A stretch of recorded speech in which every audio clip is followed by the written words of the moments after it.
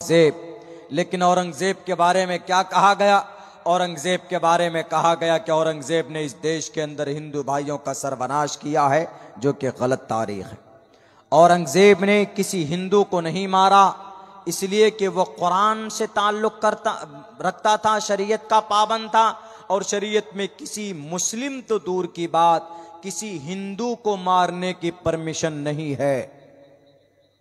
तो कैसे औरंगजेब ऐसा कर सकता था? हमारे भारत के अंदर हिंदू भाई बोलते हैं कि अरे मुगल आए तो इस देश को लूट करके लेकर गए। जब औरंगजेब आलमगीर इस देश में थे, भारत में जब राजा थे वो, तो उस वक्त पता यहां की जीडीपी कितनी थी? जीडीपी का मतलब समझते हैं? यहां की तरक्की का परसेंटेज, यानी यहां कितनी चीजें पैदा होती थी, कितनी तरक्की थी। 24% जीडीपी थी भारत की जब औरंगजेब बादशाह थे।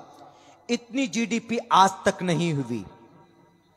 सिर्फ मनमोहन सिंह के जमाने में 12% हुई है, लेकिन मिस्टर नरेंद्र मोदी के जमाने में तो सिर्फ 6% जीडीपी हुई।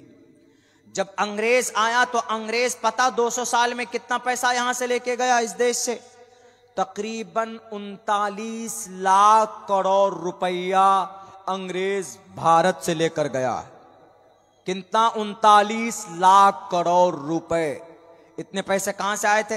यही मुगल बादशाहों ने बचा बचा करके रखा था, तब जाकर इतना पैसा अंग्रेज लेकर के गए।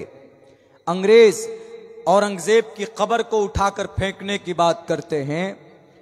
औरंगजेब से इतनी नफरत है। औरंगजेब बेचारा बहुत सूफी मिजाज था। जब उसकी मौत हो रही थी ना, तो अपनी बीवी को बुला करके कहा कि मोहतरमा इधर आइए, मैं अब मरने वाला हूं, मेरे पास ये 4 आना है। 4 आना, बहुत सी किताबों में कुछ और भी है, कम है, कहीं पर 3 आना, कहीं पर 4 आना।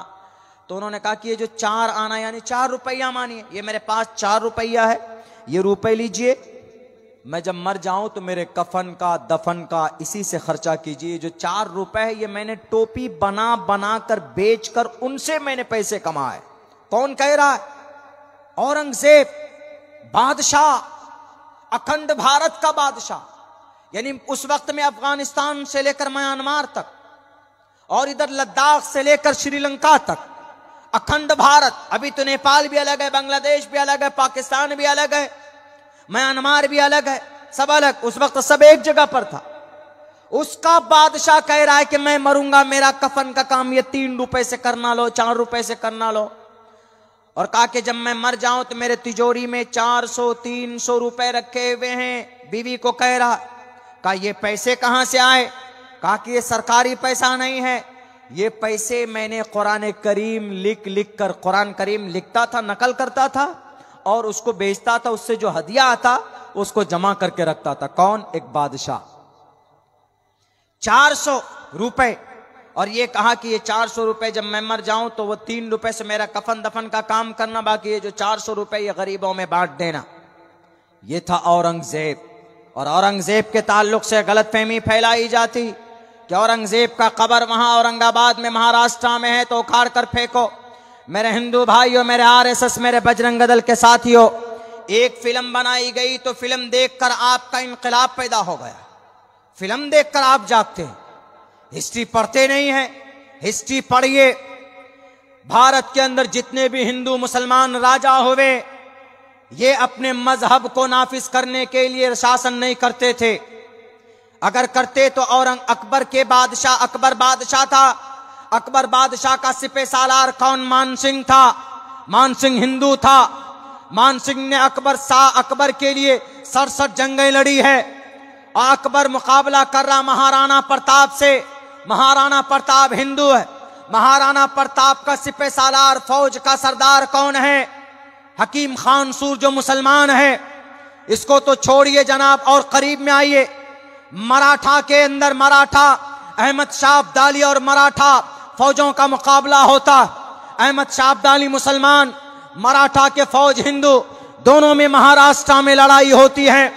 तो वहां पर अहमद शाह अब्दाली मुकाबले में है, लेकिन मराठा फौज का आर्मी, मराठा फौज का सिपह सालार कौन?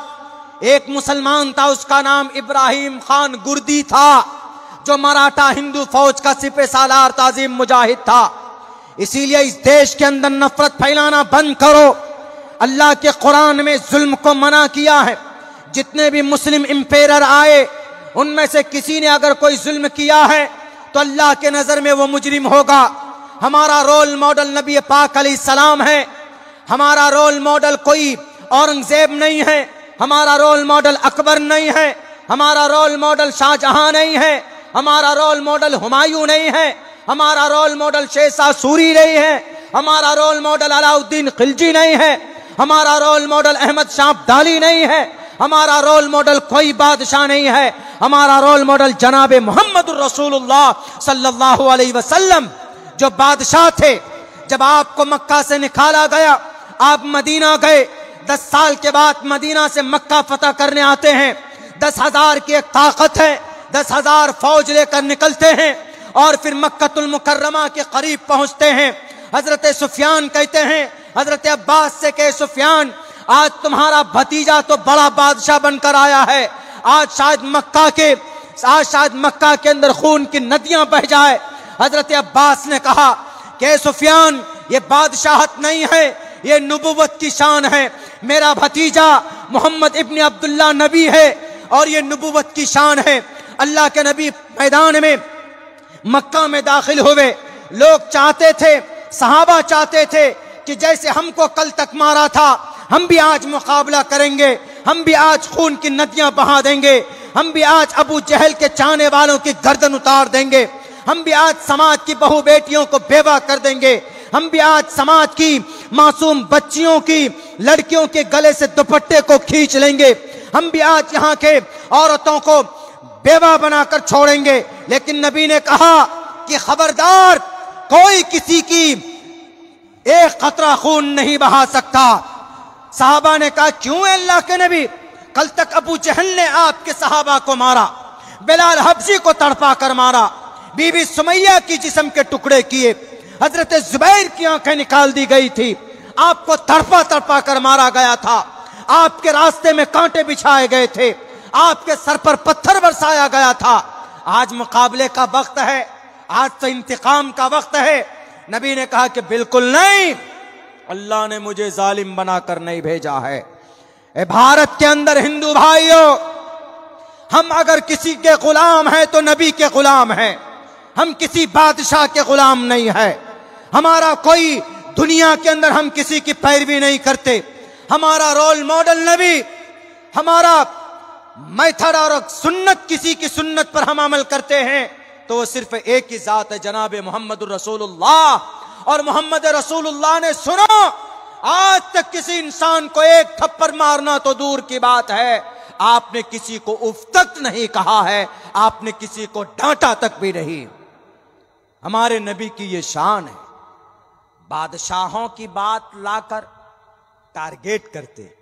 मुसलमान तो नबी के गुलाम और नबी जिहादी था। हाँ, जिहादी था, दुश्मन के खिलाफ जिहादी थे। दुश्मन कौन? जो कत्ल करना, मारना चाहते थे। ये चीज सुप्रीम कोर्ट ने भी कही भारत के अंदर कि अगर जान खतरे में हो तो दुश्मन के खिलाफ लड़ सकते, मुकाबला कर सकते, हथियार उठा सकते। तो गलत नहीं।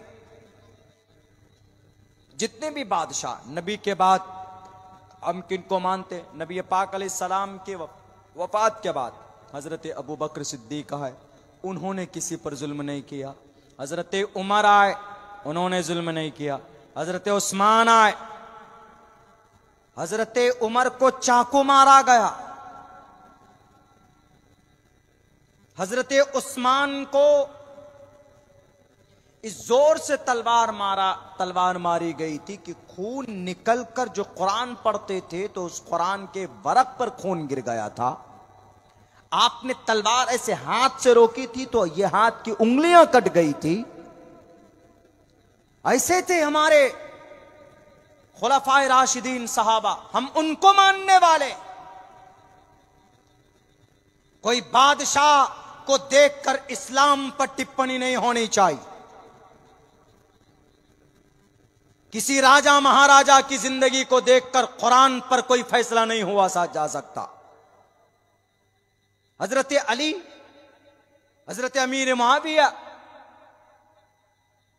100 साल का जमाना रहा है खिलाफते बनु उमैया का, उसके बाद बनु अब्बास का जमाना आया, लेकिन इन सालों में 100 साल तक खैर का जमाना था।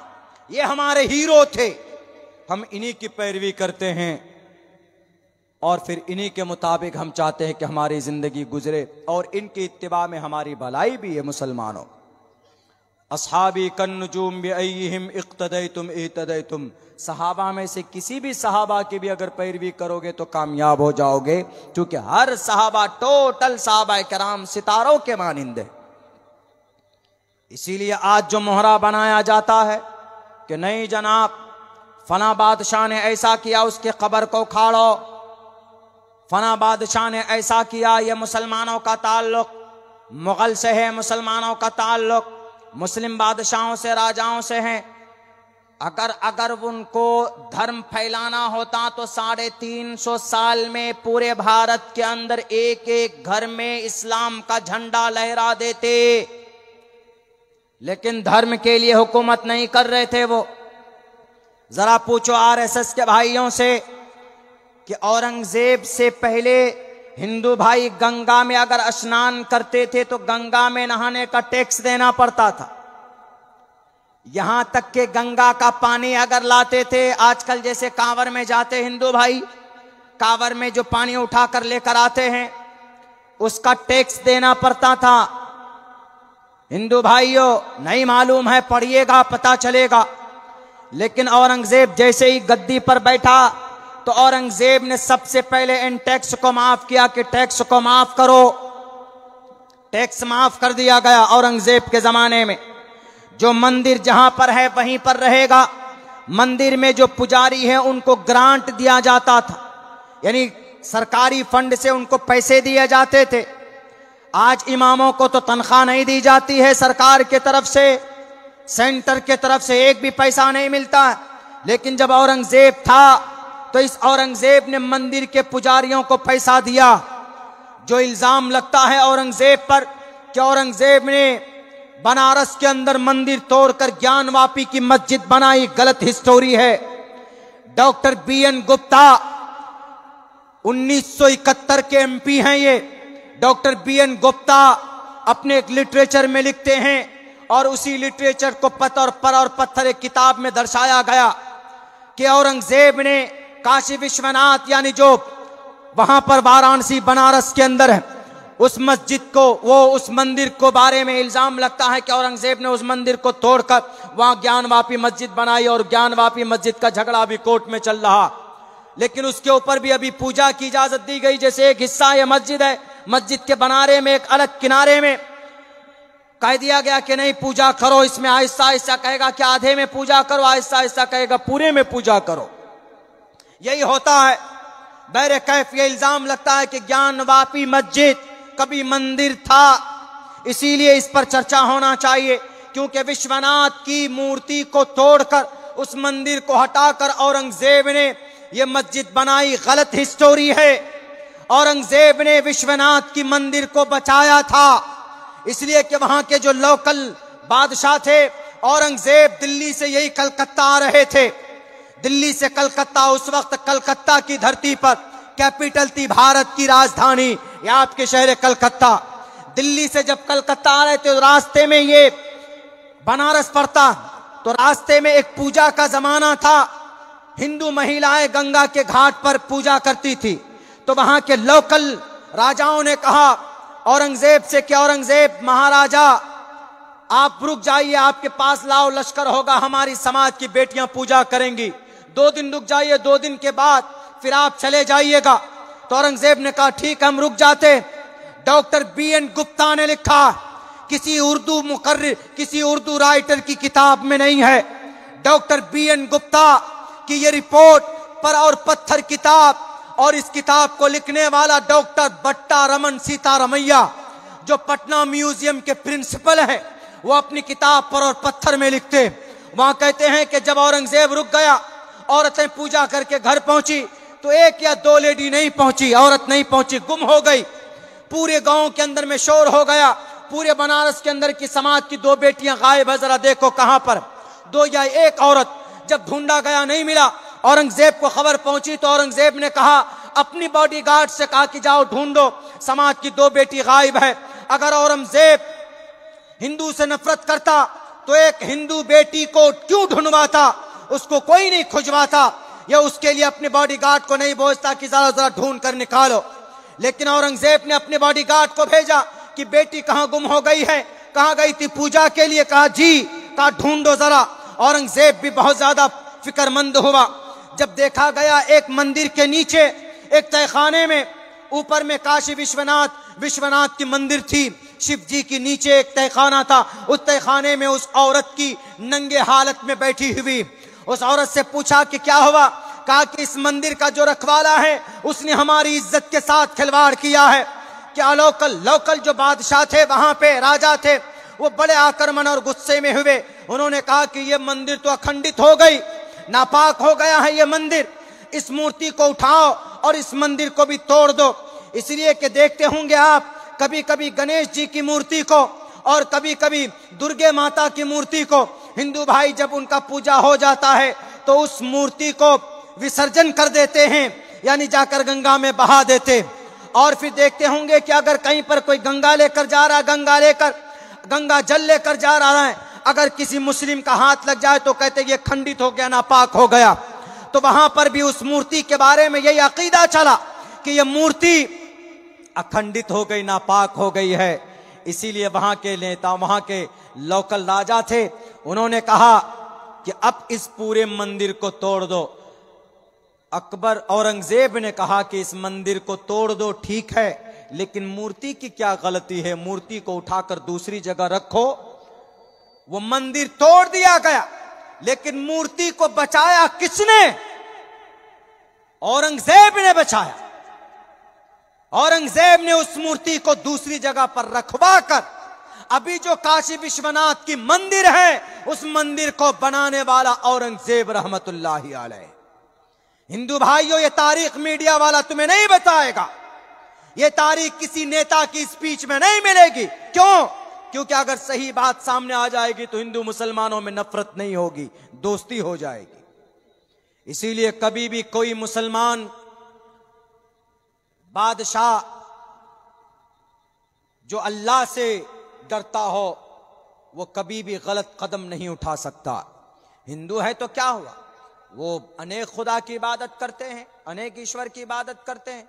अगर ईश्वर के मंशा के मुताबिक उनकी इबादत रही तो स्वर्ग में जाएंगे। युना पिता जनिता यु विदाता धामानि वैद बोनानि विश्वा। अगर वो लकड़ी, पत्थर, मट्टी, कंकर को ही परमात्मा मान लेंगे तो मरने के बाद उनको लकड़ी, पत्थर, मट्टी, कंकर ही मिलेगा। न देवा मुरच्छला मैया, उनको जन्नत नहीं मिल सकती। लेकिन हमें इस्लाम में ये इजाजत नहीं है, जायज नहीं है कि किसी भी हिंदू को गाली दो, उनको बुरा भला कहो। वला तसुब्बुल्लज़ीना यदऊन मिन दूनिल्लाह, गैरुल्लाह की भक्ति करने वाले किसी भी हिंदू को गाली या बुरा भला नहीं कहा जा सकता। हाँ, हम उनको प्यार से समझा सकते हैं, उनको बता सकते हैं कि देखिए ये इस्लाम है और इस्लाम का सबसे बड़ा काम ये है कि अल्लाह को इसमें एक माना जाता है। इस्लाम में कोई शक नहीं होता, इस्लाम में सारी चीज फाइनल है, ये जायज है, ये नाजायज। अल्लाह को एक मानना है, अल्लाह को दो नहीं मान सकते। नमाज पढ़ना फर्ज है, नमाज छोड़ नहीं सकते। रोजा रखना फर्ज है, रोजा छोड़ नहीं सकते। इस्लाम में या तो नाजायज है या तो जायज है। नाजायज को हराम शक में नहीं रखता। इस्लाम में कोई भी पैगाम है तो फाइनल है, उसकी डिसीजन के अंदर में कोई शक व शुबा नहीं। ज़ालिकल किताबु ला रैब फी, कोई शक और शुबा नहीं। अल्लाह की इबादत करोगे तो जन्नत में जाओगे, अल्लाह की इबादत नहीं करोगे तो जन्नत में नहीं जाओगे। चोरी करोगे तो हाथ काटा जाएगा, चोरी करोगे तो मरने के बाद सजा मिलेगी। ऐसा नहीं कि कोई चोरी करेगा तो मरने के बाद कुत्ता, बिल्ली, चूहा, बंदर, भैंस बनकर पैदा होगा। ऐसा नहीं, गोल गोल नहीं घुमाता इस्लाम। जैसे बहुत सारे हमारे हिंदू भाइयों में यह अकीदा बताया जाता है कि अगर चोरी करोगे तो अगले जन्म में कुत्ता बनोगे, बिल्ली बनोगे, सुअर बनोगे। एक ही जन्म है, मौत आएगी, मौत आएगी, मरना है। आपके अमल के हिसाब से आपके लिए फैसला होगा, बस और कुछ नहीं। आप अच्छा काम करोगे, अच्छा काम करके जाओगे तो मौत आसानी के साथ आएगी। पापिस्थास्ते परप शांति यमरूपम भयंकरम। बुरा काम करोगे तो बुरी मौत आएगी।